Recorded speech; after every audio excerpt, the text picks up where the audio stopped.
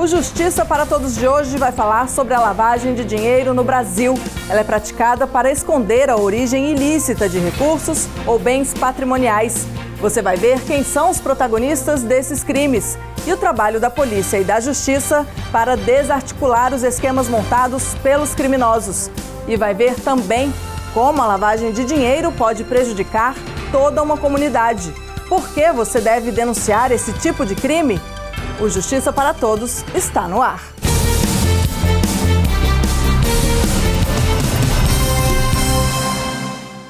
Vamos começar o programa com um resumo das notícias que movimentaram a Semana da Justiça Federal.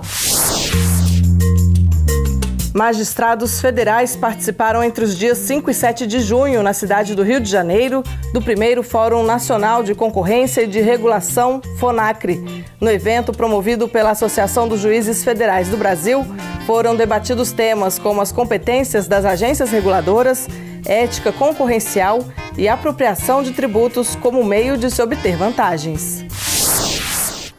Lavagem de dinheiro. A expressão está nas ruas e todos os dias nos jornais. Você sabe como ela surgiu e em que situações a prática é usada hoje? A lavagem de dinheiro está estampada nos noticiários, no rádio, na TV, nos jornais que passam de mão em mão, nos sites de notícias e tantas outras páginas na internet. A primeira forma que a gente viu, que a gente detectou de lavagem de dinheiro, surge no começo do século XX, começo do século passado, nos Estados Unidos, principalmente por conta da lei seca. As organizações que faziam o contrabando da bebida e que vendiam a bebida de forma clandestina precisavam pegar todo esse dinheiro arrecadado e transformar num dinheiro que servisse, que entrasse na economia. Normalmente eles faziam isso através dos estabelecimentos comerciais que lidavam com dinheiro em espécie. E naquele tempo os principais estabelecimentos que lidavam com dinheiro em espécie ou eram lavanderias de roupa ou serviço de lavagem de carro, por isso que pegou esse nome da lavagem de dinheiro. O assunto não é novo não, mas nunca se falou tanto disso no nosso país. Sim, já ouvi falar, agora mais do que nunca, por todas as contas da Lava Jato e tudo que tem acontecido. Já há muitos anos, que se ouve falar na mídia, as conversas entre as pessoas. Já observou que desde o início da Lava Jato, uma iniciativa da Justiça Federal para combater a corrupção, em parceria com a Polícia Federal e o Ministério Público Federal, a expressão lavagem de dinheiro tem sido ouvida com muito mais frequência pelo brasileiro? A Lava Jato ela foi criada, ela foi instituída justamente para apurar, para processar e julgar crimes de lavagem de dinheiro. A 13ª Vara Federal de Curitiba, da qual é titular o juiz federal Sérgio Moro, é uma vara federal especializada em processar e julgar crimes de lavagem de dinheiro. A prática tem como principal objetivo dar justificativa a um valor que surgiu do nada, por meio de uma atividade criminosa. É dizer, olha essas notas aqui, eu recebi de forma honesta.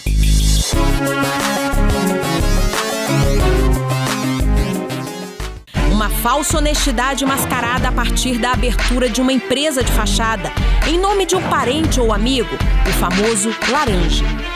Por exemplo, vamos dizer que um sujeito seja um traficante. Ele não tem renda, todo mundo sabe que ele não tem renda. De repente, ele começa a vender drogas e tal, começa a ter uma renda de R$100 mil por mês.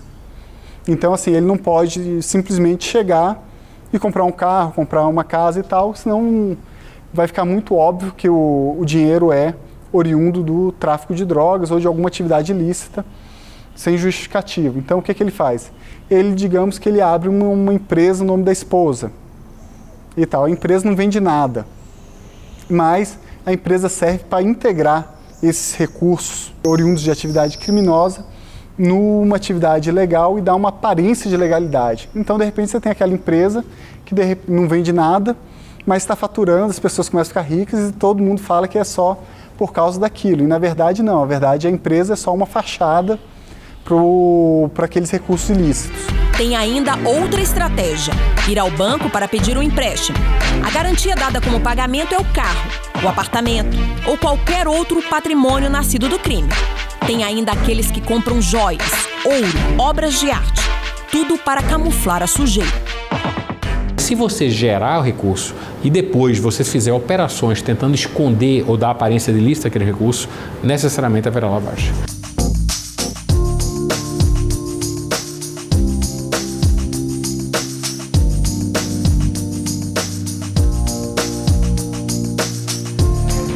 No próximo bloco, veja como é a rede de combate à lavagem de dinheiro no Brasil. Não saia daí, voltamos em instantes.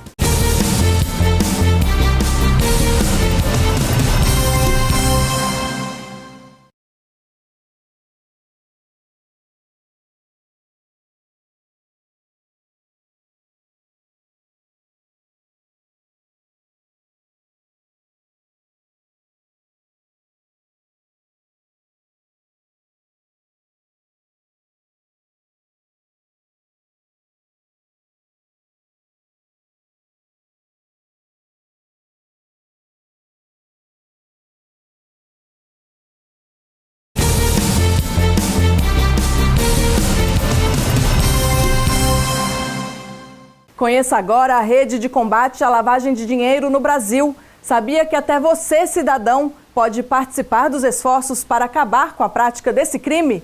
Em 1998, o nosso país ganhou uma legislação específica sobre o assunto e o combate aos criminosos ganhou força.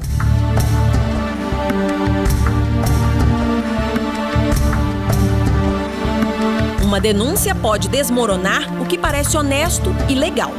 O relato pode vir de várias maneiras. Uma delas é do cidadão comum. São denúncias anônimas, né?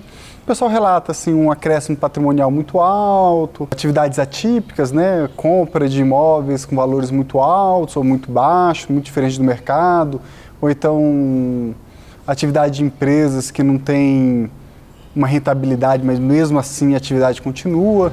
A informação pode chegar também por intermédio do Ministério Público. Só depois o Judiciário entra em ação.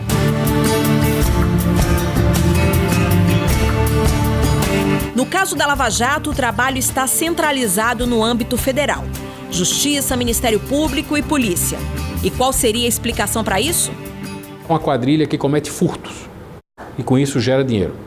E o sujeito recebeu aquele dinheiro e comprou um imóvel e deixou no nome de outra pessoa, por exemplo, no nome de uma prima, o nome de uma irmã, para não chamar a atenção dele, isso é uma operação de lavagem e é de competência da Justiça Comum, porque não tem nada que atraia a competência da Justiça Federal para isso. Serão de competência da Justiça Federal, em regra, quando o crime antecedente, o crime que gerou o recurso que está se tentando lavar, for de competência da Justiça Federal.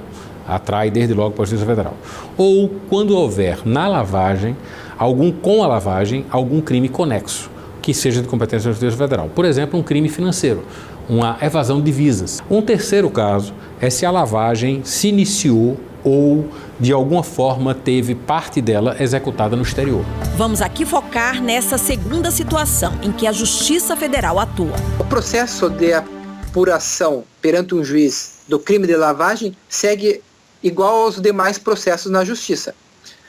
O réu é citado, é notificado que foi iniciada uma denúncia contra ele, e o advogado dele faz uma defesa escrita, onde ele já requer as provas que pretende produzir, são ouvidas as testemunhas da acusação, da defesa, o réu é interrogado após isso e após uma nova defesa escrita do advogado e do promotor público, o juiz julga o processo. A título de curiosidade, os primeiros países a criminalizarem a lavagem de dinheiro foram Itália e Estados Unidos. Na década de 80, a prática foi configurada internacionalmente pela ONU, Organização das Nações Unidas, durante a Convenção de Viena. Em 1989, apareceu mais um instrumento de combate à lavagem. A sistemática hoje de lavagem de dinheiro do Brasil, ele segue os moldes do GAFI, que é o Grupo de Ação Financeira Internacional. Criou uma estruturação que ele estimula os outros países a adotar, que é uma abordagem baseada no risco. O nosso país ganhou uma legislação específica com todos os detalhes a respeito do assunto em 1998. 12 anos depois, ela passou por modificações e está em vigor até hoje. Nós já temos uma legislação bastante boa, que pode sofrer um aperfeiçoamento. Mas o que nós precisamos é dar mais voz à população, à comunidade, para que ela, percebendo esses sinais de lavagem de dinheiro, que tragam ao conhecimento das autoridades públicas esse fato. Um dos pensamentos hoje da JUF, entre os vários propostas que foram feitas, é justamente fomentar essa participação da sociedade, auxiliando o Estado na apuração desses crimes.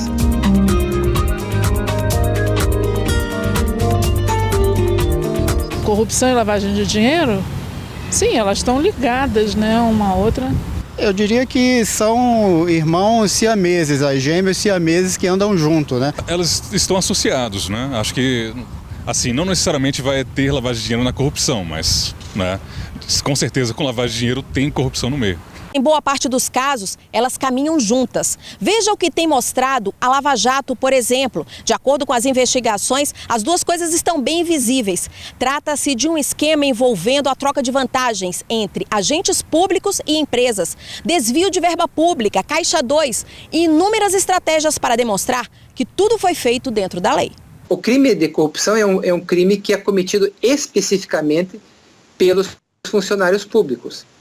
Eles, no exercício da sua função, ou a pretexto de exercê-la, eles recebem favores com importância econômica. Já o crime de lavagem pode ser cometido por qualquer pessoa que tenha ganho financeiro de um crime anterior e que cometa aquelas ações no sentido de ocultar que o valor que ele ganhou é proveniente do crime anterior. A rede de combate à lavagem no Brasil conta com um grande aliado, o COAF, Conselho de Controle de Atividades Financeiras, vinculado ao Ministério da Fazenda. Todos os países que comprometeram-se internacionalmente a combater a lavagem de dinheiro criaram unidades administrativas chamadas unidades de inteligência financeira. São órgãos que centralizam as informações mandadas pelas várias entidades que operam em vários mercados, mercado financeiro, no mercado de artes, no mercado de imóveis, e que analisam se há ali operações suspeitas. No Brasil, essa unidade é o COAF. O COAF recebe essas informações, trata elas e encaminha para os outros órgãos, dentre os quais a Polícia Federal. E a Polícia Federal, a partir desses relatórios, ela começa a sua atuação para investigar qual a origem daquela movimentação financeira suspeita. O COAF em si é uma fonte muito valiosa de informações. Essa é a ideia: desorganizar o crime, que só parece ser perfeito. Já há muito tempo, a Justiça Federal optou pela especialização em vários setores. Um dos setores que a Justiça Federal se especializou foi criar juizados criminais específicos para o crime de lavagem. E isso contribui muito para a agilização desses processos, para a especialização do próprio juiz no julgamento desses processos. O Brasil só tem avançado no combate à lavagem de dinheiro, também mercê da ajuda, da contribuição de organismos internacionais e dos próprios países estrangeiros, como é o caso da Suíça, que agora presta as informações daqueles que mantêm conta bancária sigilosa naquele país.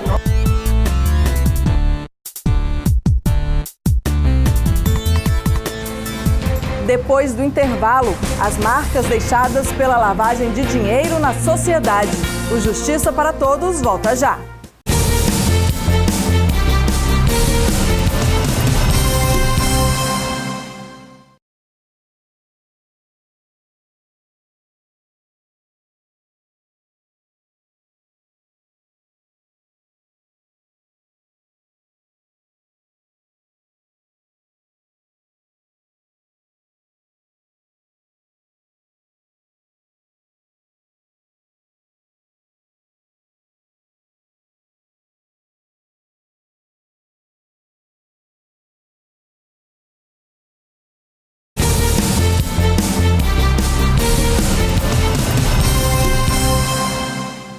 Crimes de lavagem de dinheiro. Você vai ver agora quem são os principais protagonistas dessas histórias. Será que a atividade ilegal é praticada apenas por grandes empresas ou donos de grandes fortunas? E os prejuízos que esses crimes causam à sociedade? Quem será que paga a conta?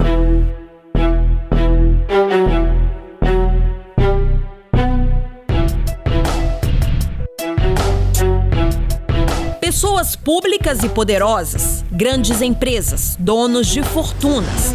Seriam apenas esses os protagonistas da lavagem de dinheiro no Brasil?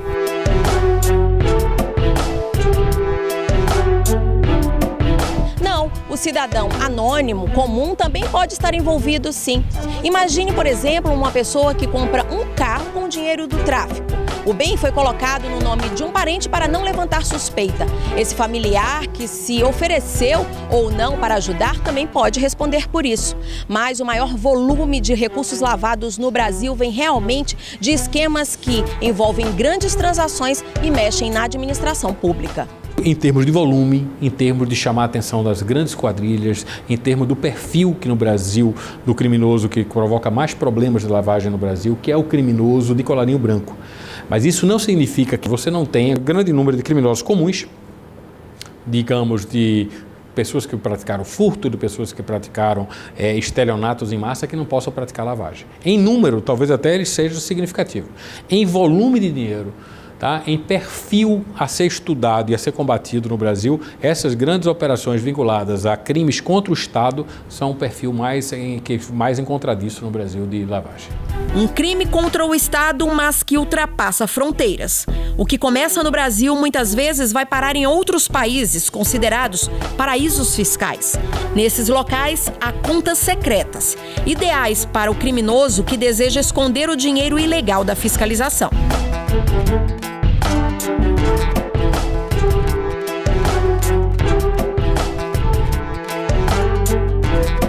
O que mais assusta é que esse dinheiro não circula sempre, na maioria das vezes, como a gente tem visto, ele circula fisicamente, ele não é um dinheiro eletrônico, não é uma transferência eletrônica. É dinheiro em espécie, dinheiro em nota, em cédula, que circula fisicamente, numa economia que não tem disponibilidade de capital para nada. Com quase metade da população endividada ou pagando empréstimos e esse dinheiro circula dessa forma em dinheiro vivo. Como já falado, a lavagem de dinheiro não é recente. Deixou na história inúmeros casos que ficaram muito conhecidos, não só pela forma de agir dos criminosos, como pelo desfecho que tiveram na justiça. Nós já tivemos situações muito agudas, eu lembro, por exemplo, do traficante de drogas, o Abadia, tá? Em que ele veio para o Brasil e aqui dentro, pelo menos, até onde se sabe, não praticou nenhum crime de tráfico.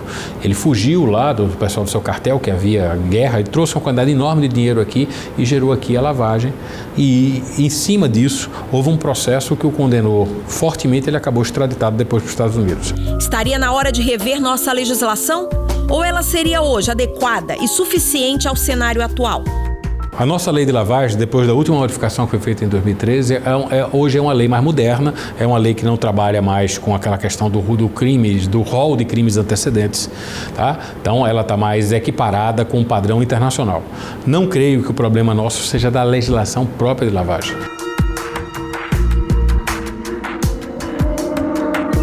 Um dos objetivos maiores da lavagem de dinheiro não é só condenar o sujeito por um outro crime, é retirar os bens que ele conseguiu com o crime e trazê-lo de volta para a sociedade, quer dizer, com o Estado incorporando aqueles bens e tirando da mão dos criminosos. Nessa coisa da apreensão de bens, nós estamos muito devagar. Porque a nossa legislação permite tem vários mecanismos que permitem você apreender o bem preliminarmente no curso do processo com certa agilidade, mas o perdimento dos bens só acontece quando você transita em julgado. E como nossos processos são muito lentos, nós temos problemas tanto no exterior quanto aqui, tá, para conseguir internalizar esses bens. Então, há uma falha que tem muito mais a ver com a parte geral do nosso processo do que provavelmente a lavagem. A lavagem de dinheiro provoca muitos impactos negativos na sociedade. Já parou para pensar que pode estar prejudicando você, cidadão honesto, de bem? Por exemplo, no sujeito que monta uma empresa digamos que seja para vender pão, uma padaria, mas ele montou essa empresa apenas para lavar o dinheiro que ele obteve com um tráfico de entorpecentes, um roubo a banco, digamos assim. O que acontece? Ele pode vender o pão dele por qualquer preço, ele pode até doar o pão, que isso não tem importância para ele, porque ele só vai dizer que vendeu o pão.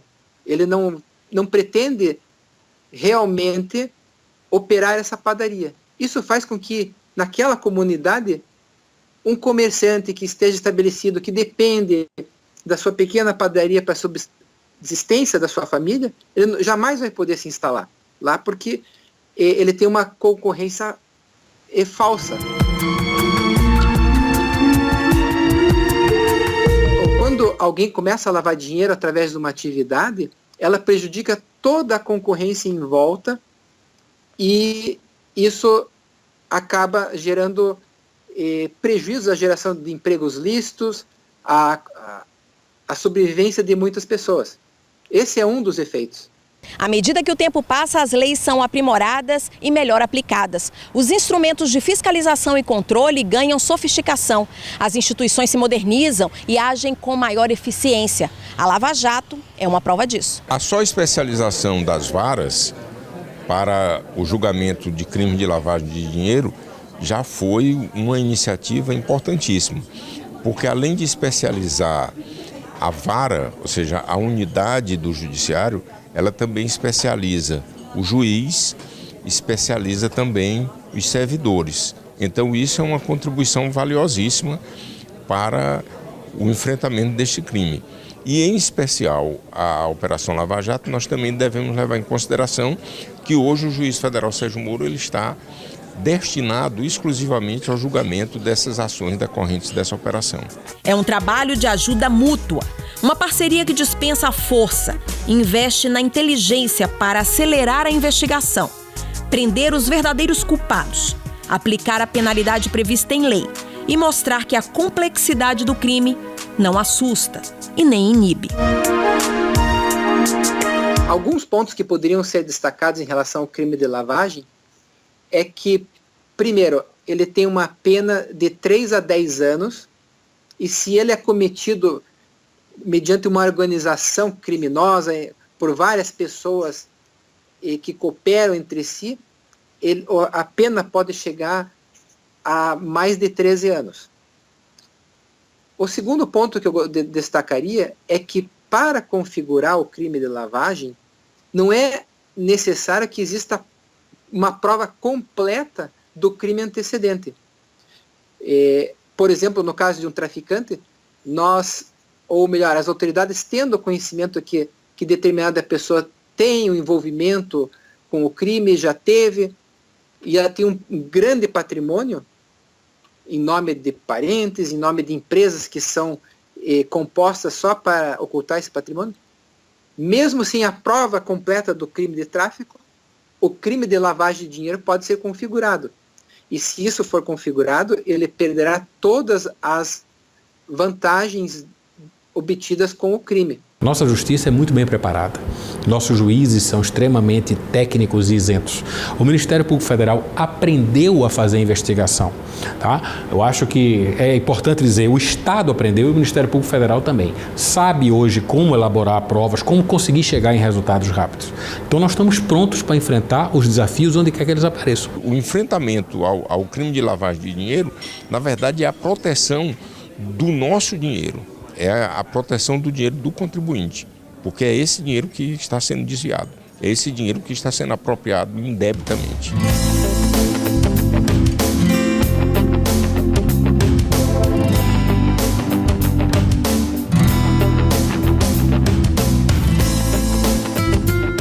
E o Justiça para Todos de hoje termina aqui.